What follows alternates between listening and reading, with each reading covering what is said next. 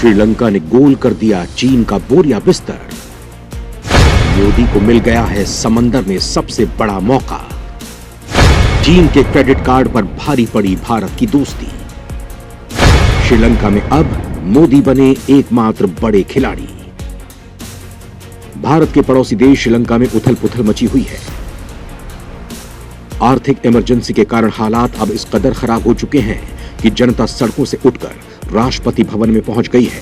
श्रीलंका के राष्ट्रपति गोटाबाया राजपक्षे फरार हो गए हैं। प्रधानमंत्री रानिल विक्रमसिंघे के घर को भी प्रदर्शनकारियों ने जला दिया है। लेकिन इस बीच ग्लोबल पॉलिटिक्स में चीन के शटर डाउन कर दिए हैं और मोदी का डंका बज गया है। और मोदी ने मौके पर तगड़ा ऐलान भी कर दिया है। तो वहीं अमेरिका भी अब भारत के साथ मिलकर श्रीलंका में बड़ा खेल करने वाला है, क्योंकि श्रीलंका की आर्थिक दुर्दशा ने हमेशा के लिए श्रीलंका का दरवाजा चीन के लिए बंद कर दिया है। तो वहीं भारत अब इसका बड़ा फायदा उठाने की ओर आगे बढ़ चुका है। दोस्तों, श्रीलंका में आए इस भीषण आर्थिक संकट का सबसे बड़ा विलन चीन को ही बताया जा रहा है और चीन कर्ज में फंसकर ही श्रीलंका दिवालिया हो गया है। जरूरत की वस्तुओं के आयात के सरकार की विदेशी मुद्रा समाप्त होने के बाद श्रीलंका के 2 करोड़ 20 लाख लोगों ने महीनों तक सर पर दौड़ती महंगाई और लंबी बिजली कटौती का सामना किया। श्रीलंका के प्रधानमंत्री तो कह भी चुके हैं कि हमें 2023 में भी कठिनाइयों का सामना करना पड़ेगा। और श्रीलंका के राष्ट्रपति ने अपने देश की संसद को बताया है कि देश अब दिवालिया हो चुका है और स्थिति अभी और बिगड़ने वाली है। दोस्तों, ऐसी स्थिति में चीन मैदान छोड़कर भाग चुका है, लेकिन असली हीरो की तरह भारत की एंट्री हो चुकी है। भारत ने इस मौके पर श्रीलंका को हर मदद का भरोसा दिया है, यानी भारत यहां तगड़ा गेम करने वाला है। लेकिन मोदी सरकार वो काम कैसे करेगी? क्या श्रीलंका में भारत अब सेना भेजने वाला है या फिर अपने आर्थिक दरवाजे खोलने वाला है, या फिर अमेरिका और यूरोप के रास्ते कुछ तगड़ा गेम प्लान तैयार हो चुका है? दोस्तों, ये बात बताने से पहले मैं आपको चीन का डर्टी गेम और अब उसको लात पड़ने वाला खेल बताता हूं। दोस्तों, श्रीलंका ने चीन को क्रेडिट कार्ड के तौर पर इस्तेमाल किया और जब मुसीबत में फंसा तो सिर्फ दोस्त भारत से ही आखिरी उम्मीद बची है। वो भारत जिसको वहीं की राजपक्षे सरकार विलेन बता रही थी, क्योंकि दोस्तों भारत और अमेरिका ने श्रीलंका को बार बार सलाह देने की कोशिश की थी कि चीन से कर्ज लेना उसके लिए अच्छा नहीं होगा। लेकिन चीन के प्रेम में पागल हो चुके पूर्व प्रधानमंत्री महिंदा राजपक्षे नहीं माने और उन्होंने IMF के बजाय चीन से छिपे शर्तों पर कर्ज लेना जारी रखा और स्थिति यह हो गई कि श्रीलंका की GDP का 125% कर्ज जमा हो गया। श्रीलंका की करेंसी की वैल्यू लगातार गिरने की वजह से कर्ज का यह आंकड़ा और बढ़ता ही जा रहा है। श्रीलंका को साल 2026 तक 25 अरब डॉलर का कर्ज चुकाना है और उसके ऊपर कुल 51 अरब डॉलर का कर्ज है, जबकि श्रीलंका के पास विदेशी मुद्रा भंडार खत्म हो चुका है और अब किसी भी देश से सामान नहीं खरीद सकता है।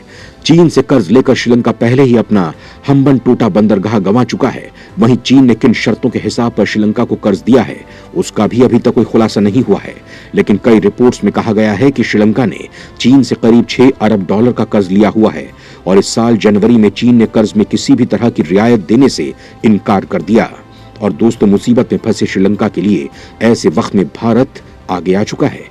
भारत ने अपनी नेबर फर्स्ट यानी पड़ोसी प्रथम नीति के तहत श्रीलंका की काफी मदद की है और भारत लगातार श्रीलंका में खाद्य सामग्रियों के साथ साथ तेल की भी सप्लाई कर रहा है। इसके साथ ही भारत की तरफ से श्रीलंका को 1 अरब डॉलर का क्रेडिट लाइन और 1.5 अरब डॉलर की मदद भी की गई है।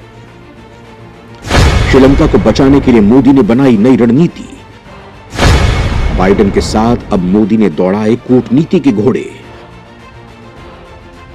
श्रीलंका को मौजूदा विकराल स्थिति से निकालने में भारत काफी अहम भूमिका निभा रहा है और विशेषज्ञों का कहना है कि भारत ने अगर सही तरीके से इसका फायदा उठा लिया तो वो श्रीलंका में चीन के लिए दरवाजे हमेशा के लिए बंद कर सकता है। क्योंकि इस साल जनवरी महीने में चीन के विदेश मंत्री वांग यी ने श्रीलंका का दौरा किया था और उस दौरान श्रीलंका के राष्ट्रपति गोटाबाया राजपक्षे ने चीन से श्रीलंका की आर्थिक स्थिति को देखते हुए कर्ज में छूट देने का अनुरोध किया था। श्रीलंका राष्ट्रपति ने चीन से दक्षिण एशियाई देश की बिगड़ती वित्तीय स्थिति को नेविगेट करने में मदद करने के प्रयास के तहत श्रीलंका के कर्ज चुकाने के स्ट्रक्चर को फिर से बनाने की अपील की थी, जिसका मतलब ये होता है कि कर्ज चुकाने के लिए जो साइकिल बना हुआ है उसमें कुछ मोहलत दी जाती। श्रीलंका के राष्ट्रपति गोटाबाया राजपक्षे की कार्यालय की तरफ से बाकायदा यह अनुरोध जारी किया गया था, लेकिन चीन ने किसी भी तरह की मदद देने से साफ इनकार कर दिया। चीन की सरकारी मीडिया ग्लोबल टाइम्स ने एक बड़ा लेख लिखकर न सिर्फ सार्वजनिक तौर पर श्रीलंका को बेइज्जत किया, बल्कि उनके अनुरोध को ठुकरा भी दिया। हालांकि दोस्तों, इसके बाद भारत ने तेजी से हालात को संभाला है।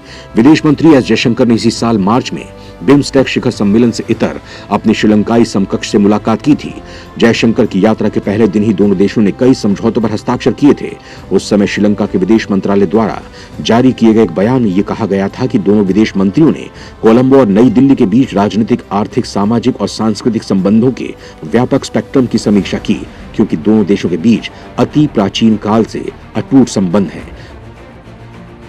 वहीं एक भारतीय राजनयिक ने बताया कि श्रीलंका के लोगों के बीच अब इस बात की सराहना बढ़ रही है कि उनका भारत ही एक वास्तविक मित्र है जिस पर वो भरोसा कर सकते हैं। दोस्तों, श्रीलंका के पूर्व प्रधानमंत्री महिंदा राजपक्षे भारत और चीन के बीच ज्यादा से ज्यादा संतुलन बनाने में लगे रहे, लेकिन राष्ट्रपति गोटबाया राजपक्षे ने तो चीन के प्रति तूफानी मोह ही पैदा कर लिया था। वो लगातार भारत को गाली पर गाली देते रहे और इससे न सिर्फ मोदी सरकार बल्कि अमेरिका भी नाराज हो गया। हालांकि अब श्रीलंका के लोगों के पास भारत ही एकमात्र विकल्प बचा है और यहाँ पर भारत ही एकमात्र खिलाड़ी बचा है। श्रीलंका में विदेशी शक्तियों की स्थापना में भारत एक पूर्व प्रतिष्ठित खिलाड़ी के तौर पर जबरदस्त वापसी कर चुका है। भारत के विदेश मंत्री एस जयशंकर ने कहा है कि हम हमेशा श्रीलंका के साथ हैं, हम उनकी मदद करते रहे हैं और आगे भी करते रहेंगे। उन्होंने ये भी कहा है कि अभी वहां कोई शरणार्थी संकट पैदा नहीं हुआ है, तो वहीं अमेरिका ने श्रीलंका के राजनीतिक समुदाय से आगे आने और लोगों के असंतोष को दूर करने के लिए दीर्घकालिक आर्थिक और राजनीतिक समाधान के वास्ते जल्द काम करने का आग्रह किया है।